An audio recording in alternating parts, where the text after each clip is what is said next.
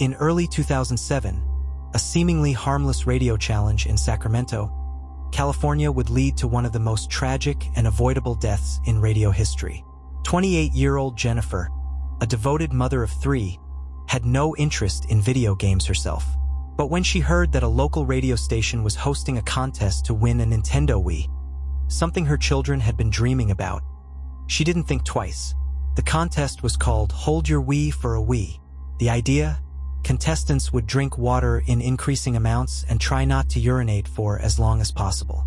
The last person standing, or rather, the last person holding it, would win the highly coveted gaming console.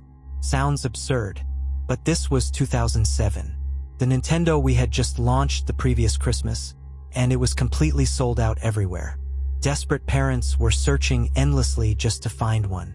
For Jennifer, this was a chance to surprise her kids with a dream come true, but she had no idea what she was walking into. The day of the contest, Jennifer showed up at the radio station early in the morning. She was joined by nearly 20 other eager participants. Everyone was there for the same reason, to win a Wii. The atmosphere, lighthearted, fun. The kind of silly, chaotic energy you'd expect from a morning radio show. The hosts, known for their edgy humor, kept the mood casual, joking with contestants and listeners alike. 8 ounces of water every 15 minutes. That was the challenge. And if you peed or vomited, you were out. Simple enough, right? Except, it wasn't. What began as fun and games quickly turned unsettling. Some contestants started feeling nauseous within the first hour. And as the water kept coming, every 15 minutes, like clockwork, their discomfort only grew. Listeners began calling the radio station, raising alarm. Some of them were healthcare professionals. One nurse phoned in directly to warn the hosts that what they were doing could kill someone. The DJs just laughed. They joked on air. Asterisk. They signed the waiver. We're not responsible if they die. Asterisk. But as it turns out, that waiver might never have been signed. As the hours passed, the challenge intensified. The hosts doubled the water intake. Now it was 16 ounces every 15 minutes. That's nearly half a liter. Every quarter hour, people started vomiting. A few dropped out. One woman collapsed on the floor, her teeth chattering uncontrollably. The DJs laughed. They took pictures. They joked about her convulsions on the air. Jennifer somehow was still in the running, but she wasn't okay. She was lightheaded. Her stomach was bloated, painfully distended. Her head felt like it was being squeezed in a vice.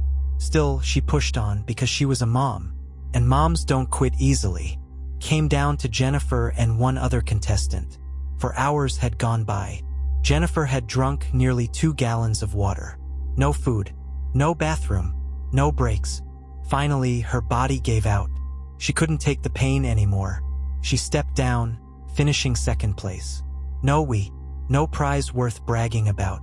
Instead, she was given 2 concert tickets. Jennifer smiled for the camera, holding up the prize with shaking hands.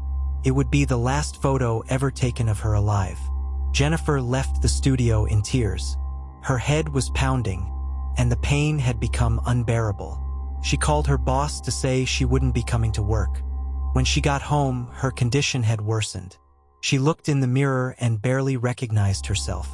Her belly was still bloated. Her vision was blurry. She felt disoriented, like the world around her had slowed down. She didn't know it yet, but she was dying. Jennifer had developed a condition known as water intoxication, or hyponatremia. When someone drinks too much water too quickly, it dilutes the sodium in their bloodstream. Cells begin to swell, especially in the brain. The pressure inside the skull increases rapidly, causes confusion, headaches, seizures, and, in some cases, death. At some point, Jennifer went into the bathroom. That's where her body gave out. She collapsed to the floor, unconscious. Her husband found her shortly after, unresponsive. She was rushed to the hospital and fell into a coma. A few hours later, Jennifer died. The news of Jennifer's death sent shockwaves across the country. The morning show was immediately canceled. The radio station went into crisis mode. 10 employees, including all the DJs involved in the contest, were fired.